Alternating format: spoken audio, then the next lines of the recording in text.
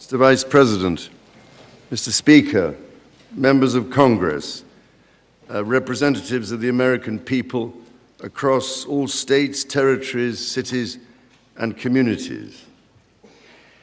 I would like, if I may, to take this opportunity to express my particular gratitude to you all for the great honor of addressing this joint meeting of Congress, and on behalf of the Queen and myself, to thank the American people for welcoming us to the United States to mark this semi-quincentennial year of the Declaration of Independence. And for all of that time,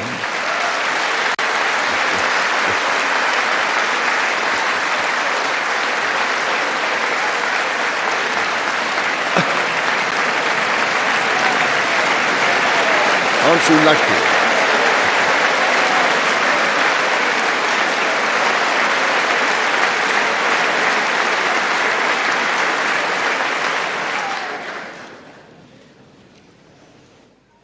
And for all of that time, our destinies as nations have been interlinked. As Oscar Wilde said, we have really everything in common with America nowadays, except, of course, language. So, ladies and gentlemen, we meet in times of great uncertainty, in times of conflict from Europe to the Middle East, which pose immense challenges for the international community and whose impact is felt in communities the length and breadth of our own countries. We meet, too, in the aftermath of the incident not far from this great building that sought to harm the leadership of your nation and to foment wider fear and discord. Let me say with unshakable resolve, such acts of violence will never succeed.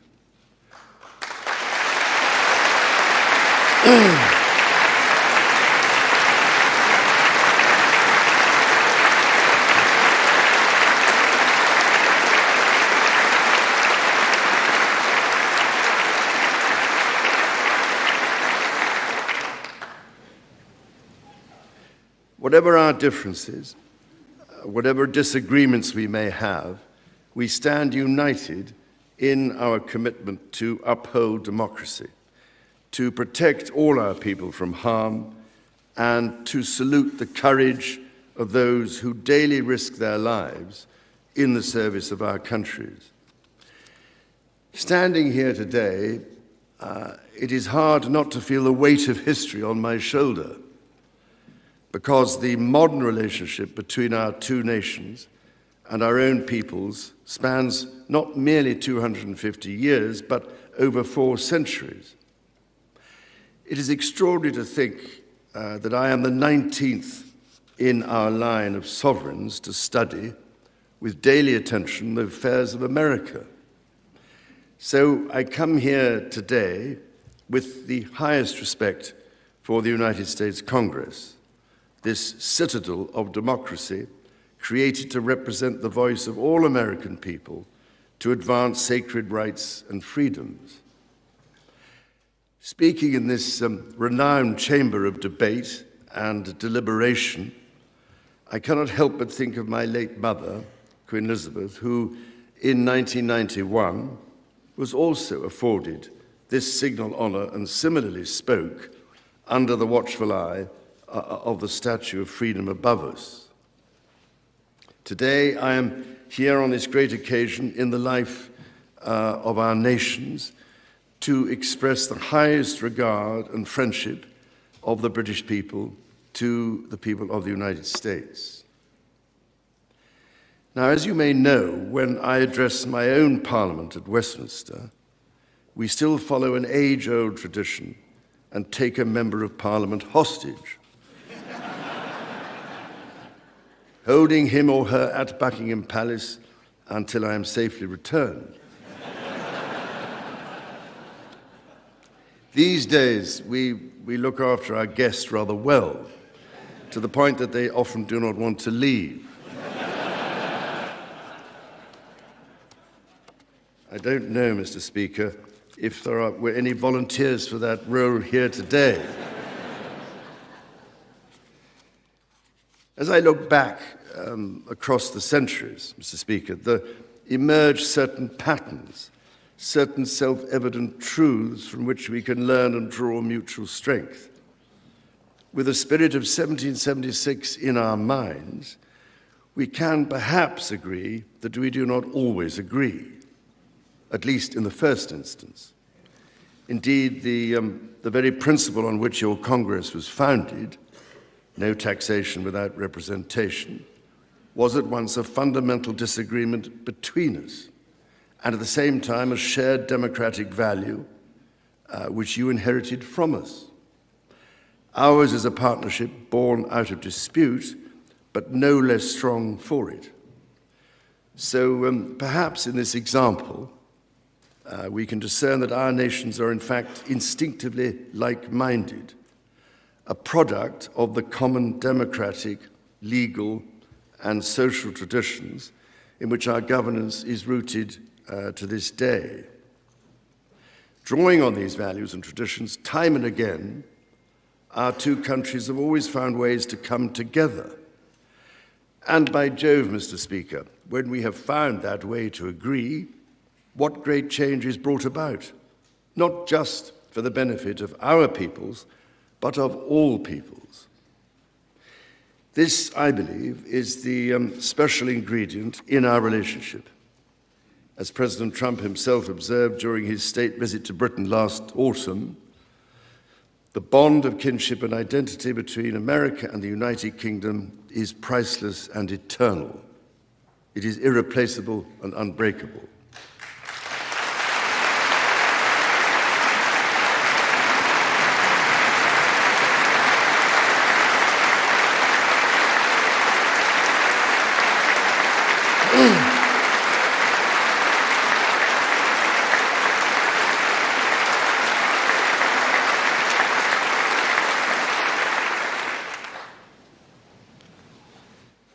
Mr. Speaker, this is by no means my first visit to Washington, D.C., the capital of this great republic.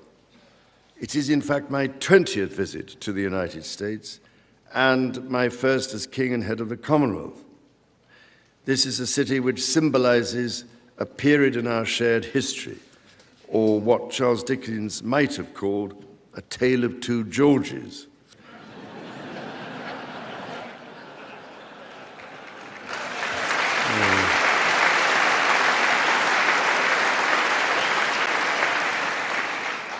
The first president, George Washington, and my 5 times great-grandfather, King George III. King George, as you know, never set foot in America, and please rest assured, ladies and gentlemen, I am not here as part of some cunning rearguard action.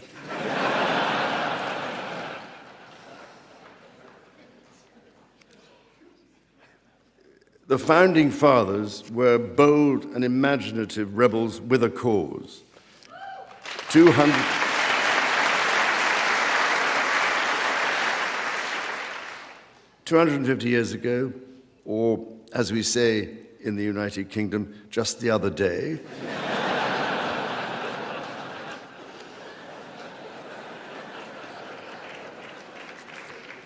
they declared independence.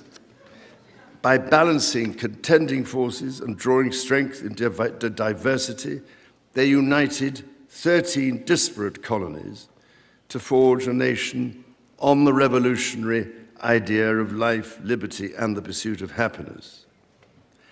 They carried with them and carried forward the great inheritance of the British Enlightenment, as well as the ideals which had an even deeper history in English common law and Magna Carta.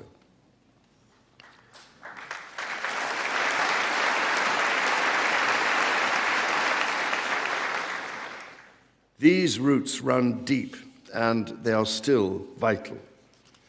Our Declaration of Rights of 1689 was not only the foundation of our constitutional monarchy, but also provided the source of so many of the principles reiterated, often verbatim, in the American Bill of Rights of 1791. And those roots go even further back in history. The US Supreme Court Historical Society has calculated that Magna Carta is cited in at least 160 Supreme Court cases since 1789, not least as the foundation of the principle that executive power is subject to checks and balances.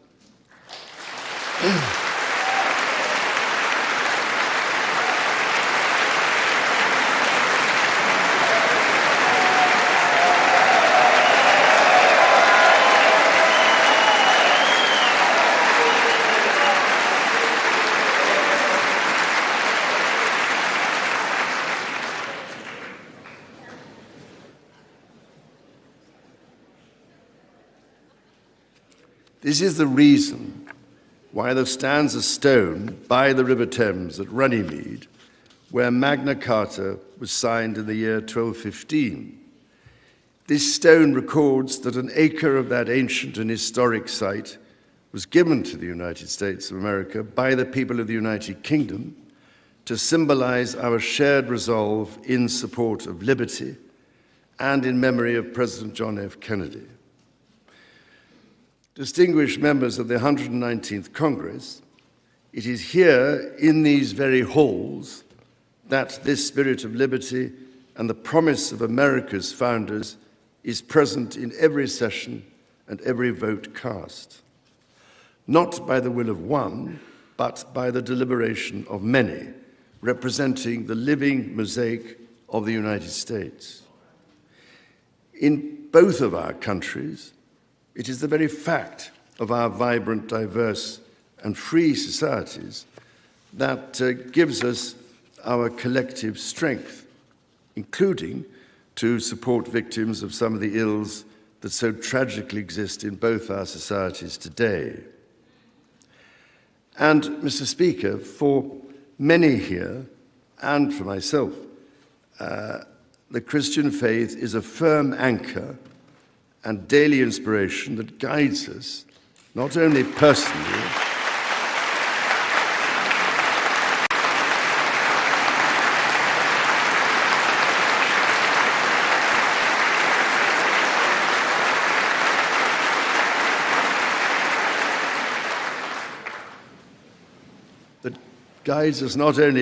but together as members of our community.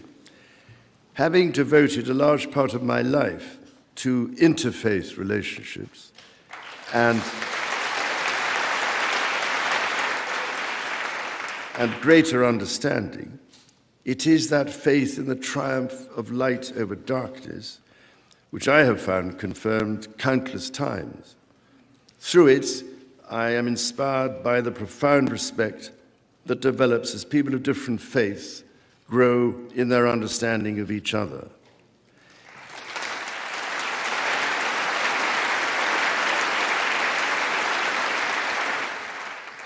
It is why, it is my hope, my prayer, that in these turbulent times, working together and with our international partners, we can stem the beating of plowshares into swords. I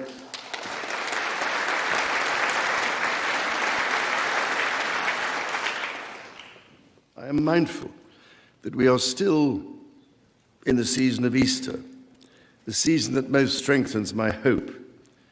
It is why I believe with all my heart that the essence of our two nations is a generosity of spirit and a duty to foster compassion, to promote peace, to deepen mutual understanding, and to value all people of all faiths and of none.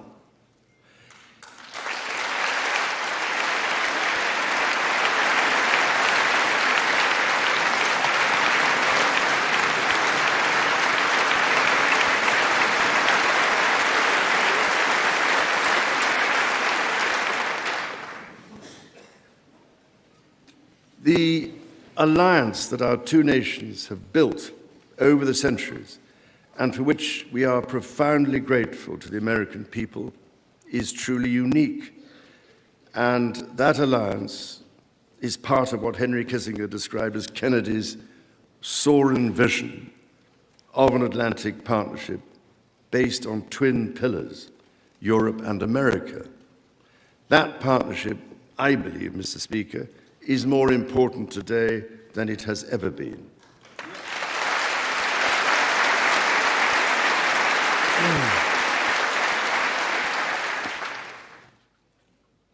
The first reigning British sovereign to set foot in America was my grandfather, King George VI. He visited in 1939 with my beloved grandmother, Queen Elizabeth, the Queen Mother.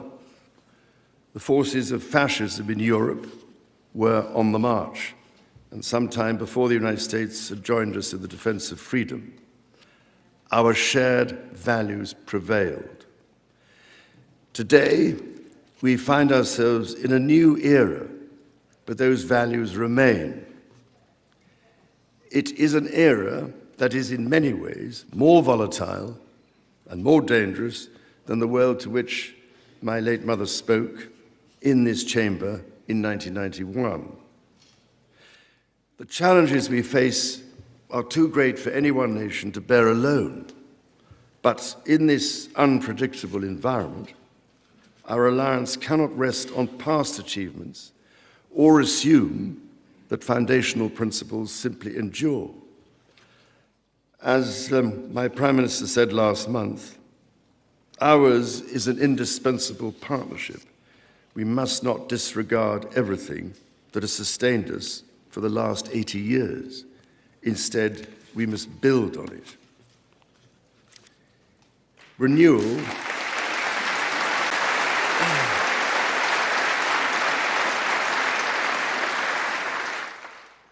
Renewal today starts with security. The United Kingdom recognizes that the threats we face demand a transformation in British defense. That is why our country, in order to be fit for the future, has committed to the biggest sustained increase in defense spending since the Cold War, during part of which, over 50 years ago, I served with immense pride in the Royal Navy, following in the naval footsteps of my father, Prince Philip, Duke of Edinburgh, my grandfather, King George VI, my great-uncle, Lord Mountbatten, and my great-grandfather, King George V. This year, of course, also marks the 25th anniversary of 9/11.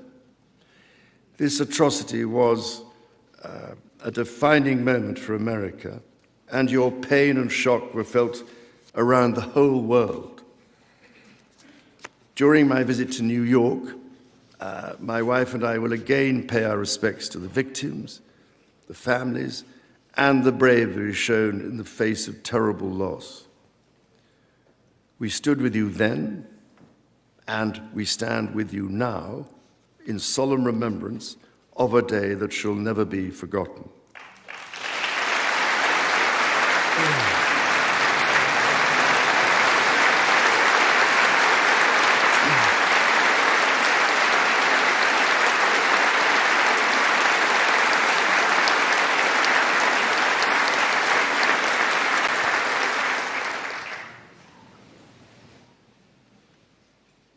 In the immediate aftermath of 9/11, when NATO invoked Article 5 for the first time, and the United Nations Security Council was united in the face of terror, we answered the call together, as our people have done so for more than a century, shoulder to shoulder through 2 world wars, the Cold War, Afghanistan, and moments that have defined our shared security.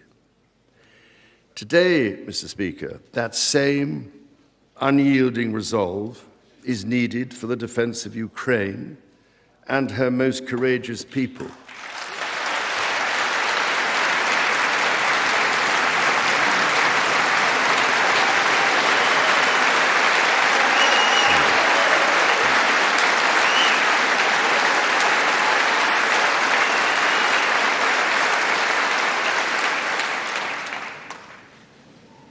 It is needed in order to secure a truly just and lasting peace.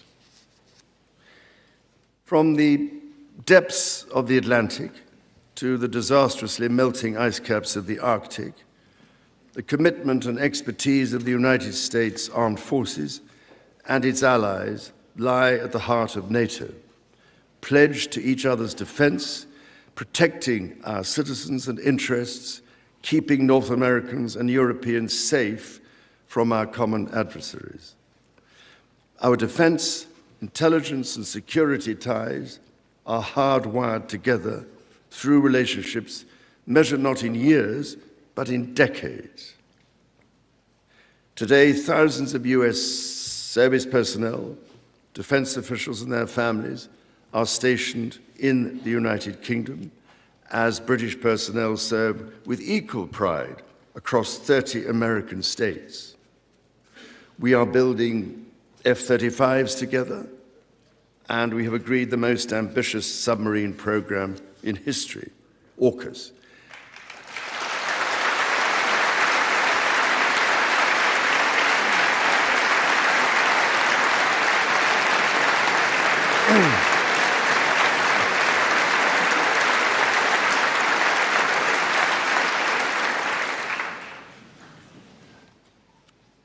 And we are doing it in partnership with Australia, a country of which I'm also immensely proud to serve as sovereign. We do not embark on these remarkable endeavors together out of sentiment. We do so because they build greater shared resilience for the future, so making our citizens safer for generations to come. Our common ideals were not only crucial for liberty and equality, they are also the foundation of our shared prosperity.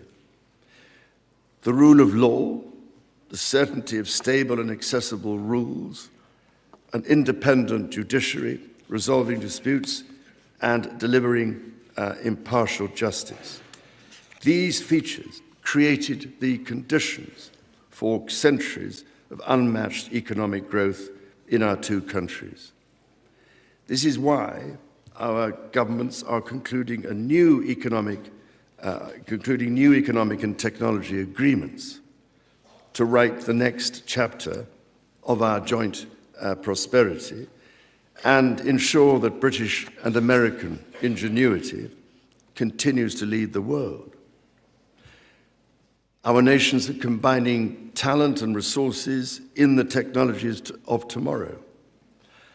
Our new partnerships in nuclear fusion and quantum computing and in AI and drug discovery, holding the promise of saving countless lives.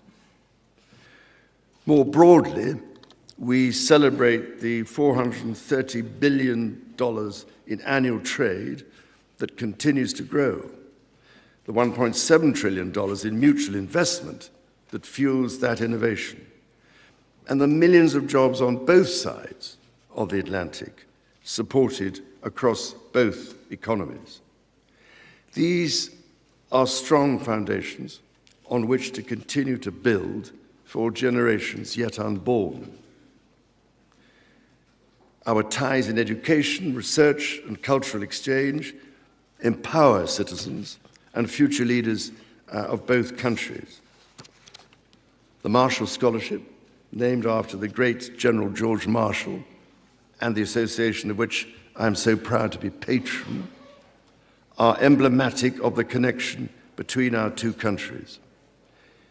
Since its founding, more than 2,300 scholarships have been awarded, opening doors for Americans from all walks of life to study at the United Kingdom's leading universities. So as we look toward the next 250 years, we must also reflect on our shared responsibility to safeguard nature, our most precious and irreplaceable asset.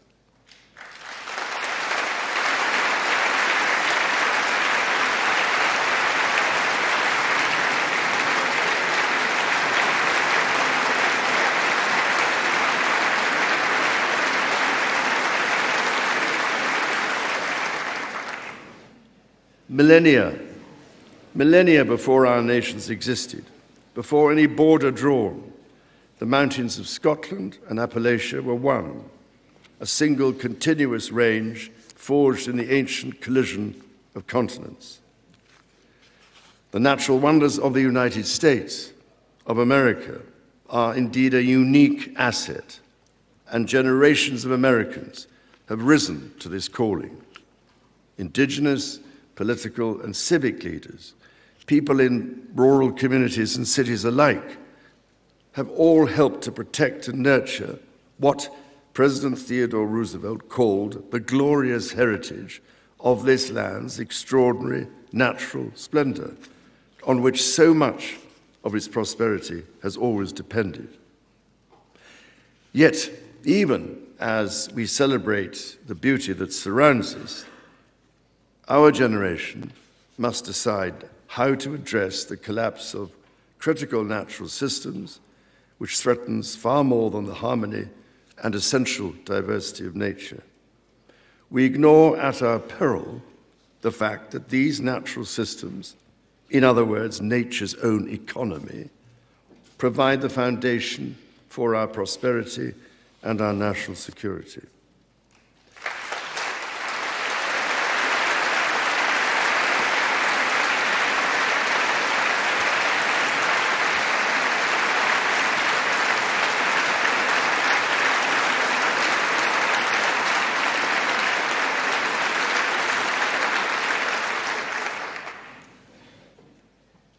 The story of the United Kingdom and the United States is at its heart a story of reconciliation, renewal, and remarkable partnership. From the bitter divisions of 250 years ago, we forged a friendship that has grown into one of the most consequential alliances in human history.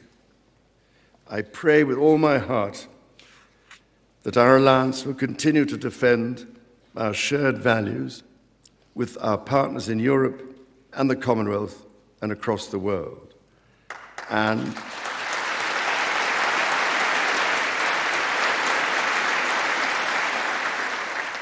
that we ignore the clarion calls to become ever more inward-looking.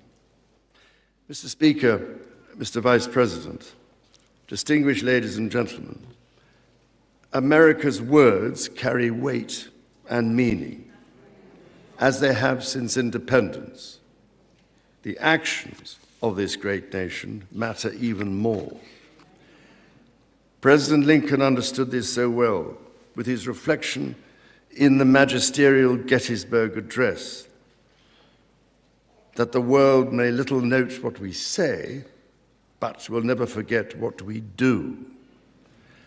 And so to the United States of America, on your 250th birthday, let our two countries rededicate ourselves to each other in the selfless service of our peoples and of all the peoples of the world.